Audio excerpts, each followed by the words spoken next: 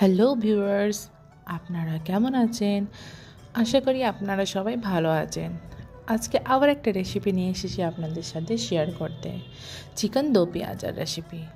প্রথমে চিকেনগুলো নিয়ে নেব, তারপর তাকে ভালোভাবে ধুয়ে জল ঝরিয়ে রেখে নেব।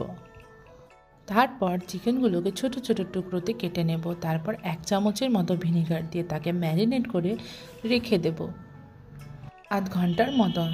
এবার মশলা রেডি করে নিই। ছোট ছোট টুকরো করে পেঁয়াজ কেটে নিয়েছি, টমেটো নিয়ে নিয়েছি, ক্যাপসিকাম নিয়ে নিয়েছি, কাঁচা লঙ্কা নিয়ে নিয়েছি, আর আদা রসুন গ্রেট করে নিয়ে নিয়েছি। আপনারা চাইলে বাটাও ইউজ করতে পারেন। আর 4 টুকরো করে পেঁয়াজ কেটে নিয়েছি, আর একটা শুকনো লঙ্কা। তাহলে চলুন এবার প্যান বসিয়ে নেব। প্যান বসিয়ে তাতে আন্দাজের মতো তেল দিয়ে দিব। তেল গরম হয়ে যাওয়ার পর তাতে শুকনো লঙ্কা দিয়ে দিব। ভালোভাবে শুকনো লঙ্কা লাল হয়ে যাওয়ার পর একে একে করে পেঁয়াজগুলো দিয়ে দেব। পেঁয়াজটা ভালোভাবে গোল্ডেন ব্রাউন করার পর তাতে ধুয়ে রাখা চিকেনগুলো দিয়ে দেব।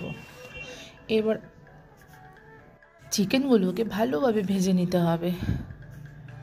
ফ্রেন্ডস, আমার ভিডিও কেমন লাগে আপনারা কমেন্টে অবশ্যই জানাবেন। দেখুন, এইভাবে লাল করে নেবেন আপনারাও চিকেনটা। এরপর আদা রসুন গ্রেট করা দিয়ে দেব।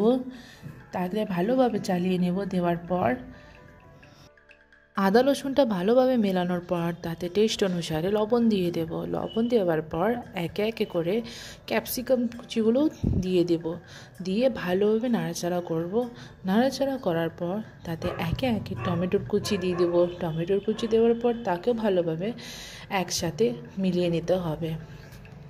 টমেটোর মিলিয়ে নেওয়ার পর 1 কাপের মতো জল দিয়ে তাকে নাড়াচাড়া করে কভার করে দেব 10 থেকে 15 মিনিটের মতো। দেখুন, 10 থেকে 15 মিনিটের পর ভালোভাবে সেদ্ধ হয়ে গেছে আমাদের চিকেনটা। এবার কেটে রাখা পেঁয়াজ আর কাঁচা লঙ্কা দিয়ে ভালোভাবে নাড়াচাড়া করে আরও 5 মিনিটের মতো আমরা তাকে রেঁধে নেব। ফ্রেন্ডস, আমার ভিডিওগুলো কেমন লাগে অবশ্যই জানাবেন। প্লিজ আমার চ্যানেলটাকে লাইক, শেয়ার অ্যান্ড সাবস্ক্রাইব করবেন ফ্রেন্ডস। এখন এবার রেডি আমাদের চিকেন দো পেঁয়াজা। চলুন এবার সার্ভ করে নেব।